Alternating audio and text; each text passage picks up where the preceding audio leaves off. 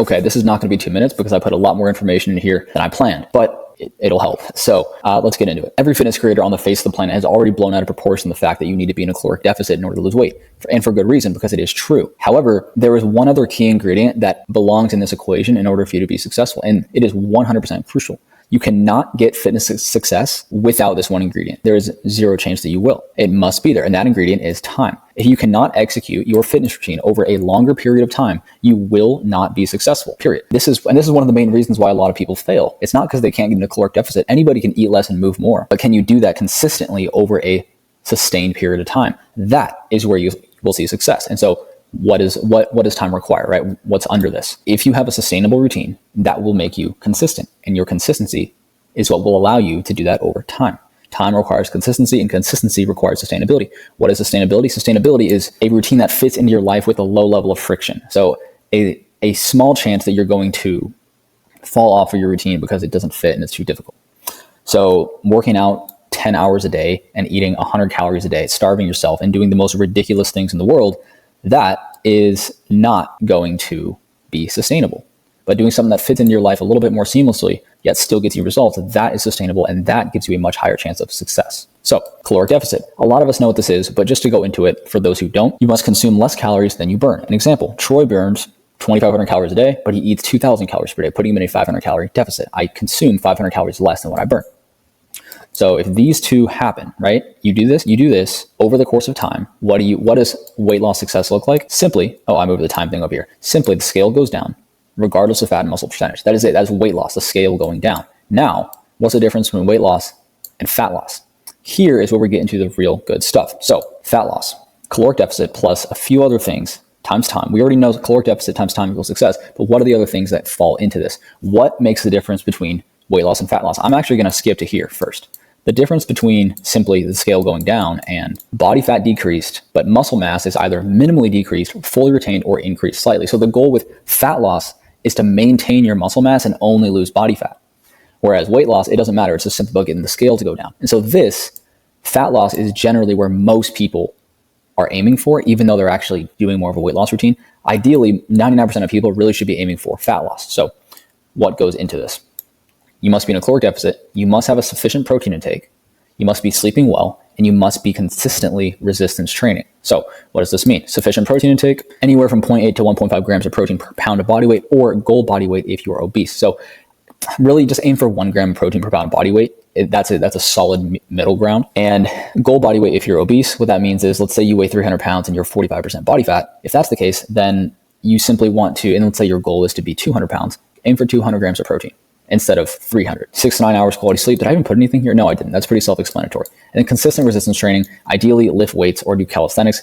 Emphasize compound movements. So what that means is compound movements are movements using more than one joint of the body. So push-ups, pull-ups, bench press, squats, rows, all those types of things. Progressive overload, train to get stronger over time. That is where you will make the most progress. And then don't change the exercises all the time. Stay fairly consistent. That's how you're going to actually progress. And then over time, so just a little bit more info on this. If you're in a 500 calorie deficit, you will lose 1 pound of body fat per week. If you're in a 1,000 calorie deficit, you lose 2 pounds body fat per week. That's how you can calculate like your goal based on the amount of time that you have to do it for. Now, I just want to dive a little bit more into the caloric deficit here. So we know that this is all required, but how do we actually get into this caloric deficit? How do we create this? Because we look back here, this is one of the crucial elements of this. If you don't have the caloric deficit, none of it's going to work. So how do we do this? How to calculate the amount of calories that you burn, your maintenance calories, right? So you can literally just look this up, BMR calculator, or look up Mifflin St. Jean calculator online. Just look up BMR calc, Mifflin St. Jean calc online. It'll be like the first 2 links that pop up. It uses something called the Mifflin St. Jean equation. This is an equation that's used to pretty accurately estimate the amount of calories that you expend daily, taking into account your activity level. And then in order to track the calories that you consume, either use an app like MyFitnessPal, or simply just look at the calories of the foods that you eat every single day, or just look at the nutrition facts label if you're eating something that's packaged. So if you're eating 4 eggs cooked in butter, estimate the amount of butter that you cooked it in, ideally measure it. It's the best way to do it. And then just look up okay, what does, hey Siri, how many calories in 4 eggs plus 1 tablespoon of butter? That's 370 calories-ish, by the way. But yeah, that's pretty much, and then just note it down in your notes app on your phone, in a paper notebook, or in your head. I always kind of did it in my head, but ideally, if you're just starting out, you want to be a little bit more calculated with it. You don't need to do it super, super precise all the time. at least do it for a few weeks just to get really good at it. And then you can so then that way you'll kind of just have an idea of how many calories are in everything. I promise it's a little weird at first. You don't need to do it forever. Just learn the skill, and then I promise it'll get way easier. So to wrap everything up here, this is literally it, guys. This is the equation for how to get the body that you want. Fat loss. You must be in a caloric deficit over time with sufficient protein intake, gram of protein per pound of body weight, sleep decent, right? I know it's really hard for some people to get up to 9 hours of sleep. If you can get 6 quality hours of sleep, black out your room, limit screens before bed, don't eat super close to bedtime, consistent bedtime, get sunlight early in the morning, every single morning. That actually makes a big difference. Consistent resistance training, lift weights, get stronger. Don't be afraid to use heavier weights, build muscle, train to get strong, and then just put that in place, do that, build it into a routine, and just do it over time. I promise you you will get incredible results without doing any of the weird fancy stuff you see on TikTok, because that stuff it might work, but it doesn't work as well as this. This is majority of the results that you will get. All the weird stuff you see on TikTok might make up the little extra 5%, but this is the 95%. So we've gone over the formula. We've gone over what actually needs to be in place in order for you to lose weight, in order for you to lose body fat and retain muscle mass. Now, here are a few tips, 6 key points, 6 key tips that are going to make it easier for you to accomplish this above. So let's get into it. Number 1, 10K steps per day. 10,000 steps per day is not super difficult, but it's not that easy. It takes some dedication. The more and more you do it, the easier it's going to get. And then the more you realize that it's pretty easy to just kind of allow it to fall into your life. You realize that there's little areas of your life that you realize you can fit it in little pieces of your life. If you're waiting for something in the microwave, walk laps around your kitchen, be creative. Park at the far end of the parking lot. Go for a walk in the morning, go for a walk at night. I have a little at-home treadmill that I use. I got it for like $150 on Amazon. It's a treadmill. It's like 4 feet by 2 feet, tiny little thing. I can pick it up and move it with my hands. And when you're watching TV, you can just walk on that thing. It's like a little walking pad. 10,000 steps a day will burn anywhere from like 200 to 500 additional calories, maybe even 600, depending on the person per day. And that's going to make an enormous difference in helping you to stay in a caloric deficit. And walking is just so good for you. I could go on and on about the health benefits of walking, but I'm not going to do that because that's not what this video is about. But just know it's a very good idea to do that. Number 2, high protein. I already said eat high protein in order to contribute to maintaining muscle mass during a cut, but this is also going to make it easier for you to stay in a deficit because it's going to make you feel more full. And it actually, in order to protein, how do I word this? 30% of the calories of protein are required just to digest it alone.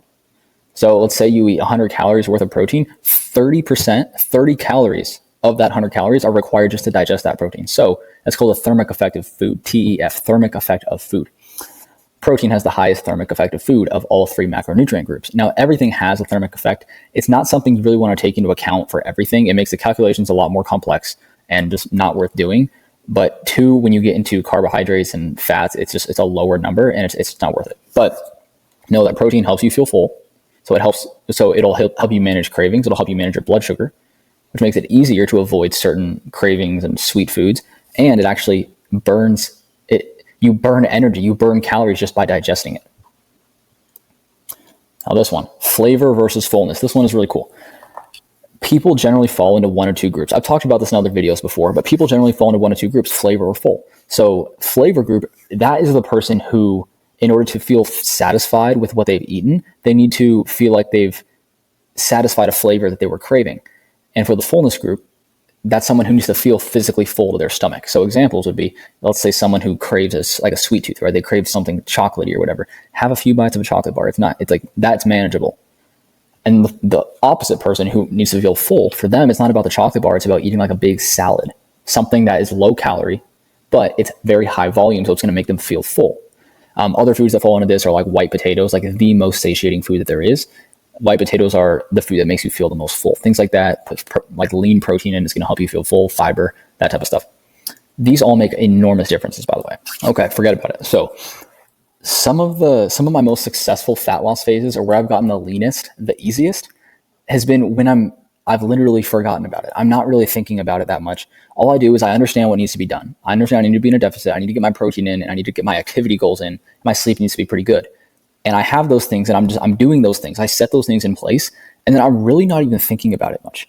The less that I'm thinking about food, the less hungry I get, and the easier it is to manage cravings and hunger signals. And then I almost find I start forgetting about food. Not all the time, but just I'm not thinking about it as much. And I occasionally almost forget to eat, where I'm like, oh shoot, I have to remember to eat dinner tonight. This comes from two things. One, it's simply a mindset of just allowing your mind to focus on other things. But two, it's keeping yourself busy. The busier you are, the easier it's going to be to not focus on food. So yeah, I've just found this to be one of the most helpful things that I've ever done for fat loss. And it's kind of what I've been doing lately. I just moved across the country. I've been really busy. I've been like putting together my house and getting all kinds of, I had to go to the DMV and do all these things. And I've just been not really thinking about my own fitness very much. Yet I've gotten really lean lately because I haven't been thinking as much about food. So the only thoughts in my mind about food are simply just the essential nutrients that I need. Like, oh shoot, I got to make sure I hit my protein. Let me just go eat some protein real quick. Let me make sure I get enough nutrients so that I have enough. But there's very, very little thoughts in my mind about extra foods like chocolate bars, cravings, candy, extra high calorie foods. I'm not even thinking about that because I don't even have the time right now.